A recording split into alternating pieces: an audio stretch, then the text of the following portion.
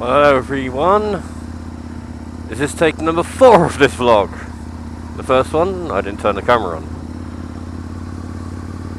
The second one, I didn't rotate the lens, so it's all on its side. The third one just didn't come out right, so this is the second one. Sorry, this is the fourth one even. So, Alice, YouTube, Alice. There you go, introduction's over. And as Rocco from Rocco and Pro TR pointed out in his video, link here, she is a RSV R1000 factory, the Generation 2 model. So she has lots of shiny things on her. And I'd also like to thank Mr. Aprilia, whose link is appearing now, for his input in it. And I'll see you out on the road in a sec. And when I say road, I mean it's excuse for retarmacking. It's fucking atrocious. Anyway, I'm here. Well, so yeah, that's the introductions on the bike done. At a later date, maybe tomorrow, I'll close that. I'll do a walk around on the bike, so you can see like what's on it, and I'll do some explaining stuff and all that good stuff like that. Fishtailing everywhere. All I can hear is ding ding ding ding ding ding as all this gravel rips apart my paintwork. Brilliant. Anyway, so yeah, I've been asked a couple of things. Where have I been lately? Well,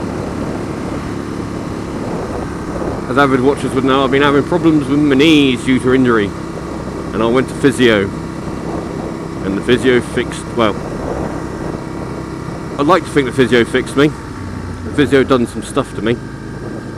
So I was there for 3 weeks, which was quite nice. It was comfortable. And I didn't pay for it. That's right, it was free for me. My work paid for it all.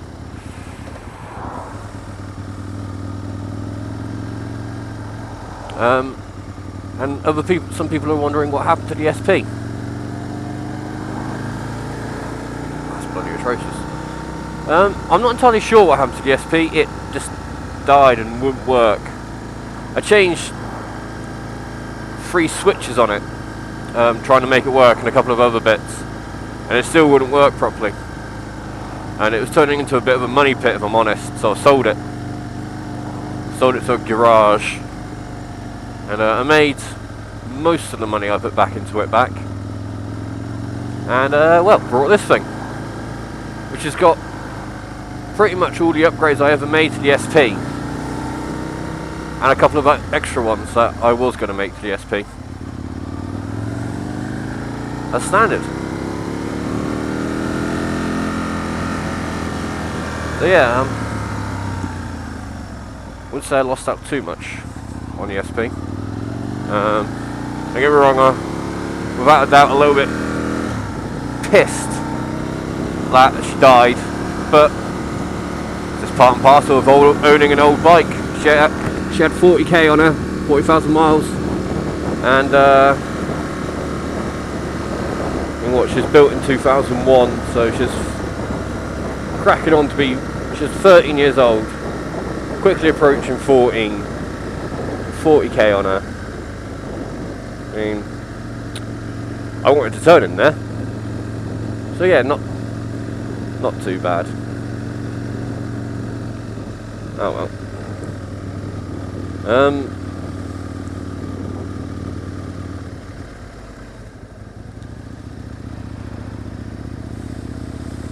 And another thing that I want to talk about is I get asked, what kit do I wear? Now, not the brand or anything, but like during the winter, do I wear textiles? No, I don't like textiles. I'm a leather guy. I wear leathers all the time. I also wear a back protector all the time, and on journeys like this where I'm not going to be reaching any great amount of speed or doing anything stupidly dangerous, I wear a set of Kevlar jeans. Still got my leather jacket and gloves on, but smash out the Kevlar jeans, because I've only just gone down the road, so there's no need for leathers. Right.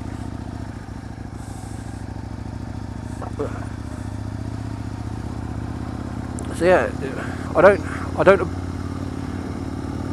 don't want to seem all like holier than thou and say I should always wear leathers and never go out and stuff, but one thing that does really piss me off is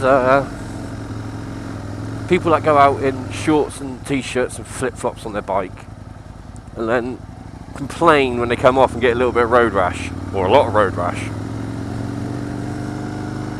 Because no matter how you look at it, it just doesn't offer you the right protection. There's no substitute for wearing the right kit. Never any substitute for wearing the right kit. And in my honest opinion, no real excuse for not wearing at least a minimal degree of kit.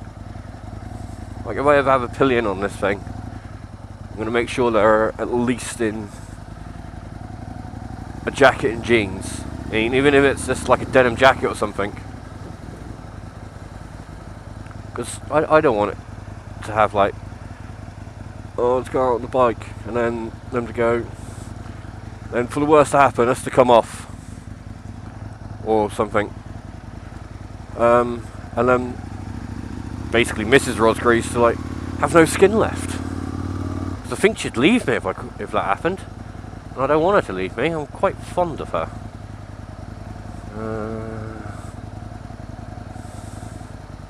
Where to park? Well, seeing as this person's Peugeot's parked in quite a ridiculous place, I'm going to park it. So yeah, always make sure you're wearing at least a decent level of protection. Yeah, the bike. So before, she is a RSV R factory, and if you know anything about the RSV range, back in the day when they first came out in the 1990s, the RSV was the base model, and the RSV-R was the tooled up version with Öhlins suspension front and rear, some carbon fibre here and there, and OZ wheels, OZ forged aluminium as opposed to cast aluminium. But when the Gen 2 model came out in 2004, I think the official release was, the RSV-R became the base model, and the factory became the uprated version. So the factory now, well, this factory has OZ wheels, Öhlins front and rear suspension, an Öhlins damper, that's what I forgot to mention, carbon fibre, and according to the Books, I love the Books, it has a few more horses under the tank, because motorbikes don't have bonnets, which is nice. This one also comes with an aquapovic system. Two things wrong with her that I don't like, and one of those can be fixed really quite easily, and that's the fact it's got a bloody alarm on it. But generally speaking, alarms on bikes and cars are the most ignored thing in the world. That bright hair. Look, it's me again. In fact, I think they've done a test where they parked a bike in the middle of a town centre, or several town centres on different days, and basically it had an alarm on it, two guys came along wearing high-vis jackets and lifted the above and before mentioned bike into the back of a van, the alarm going off, and only two people stopped them.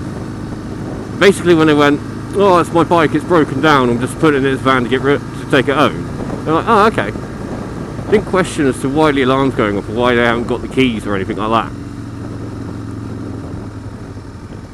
So in my mind, there's almost no point in having an alarm. Yeah, it cuts down on your insurance and such like that, but I have a garage, I have a ground anchor that it's always plugged into. When I leave it in town, when I'm going to leave it for an amount of time, I've got a disc lock that goes on it. And it's not just a little disc lock, it's a fucking meaty disc lock. And if I'm going somewhere where I know I can chain it to a post or something, I've got a chain which has got that fibre around it, which means bolt croppers can't get through it. And if you manage to get bolt croppers through it, the chain links are that manly that you're going to need a bloody great set of bolt croppers to get through it. So yeah, this alarm thing annoys me. The other thing that annoys me is the shape of the tank can sometimes get a little bit uncomfortable, because it's basically square at the back, which is a bit strange. People from the Netherlands are in front. No.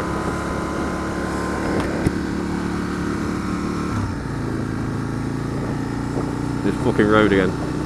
But yeah, a little bit of a vlog that had no real particular meaning, or you could say it had many meanings. I'm going to stop swerving on this shit now.